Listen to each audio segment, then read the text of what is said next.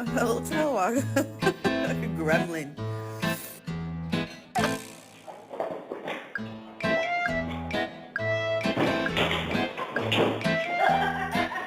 How am I supposed to study in these conditions?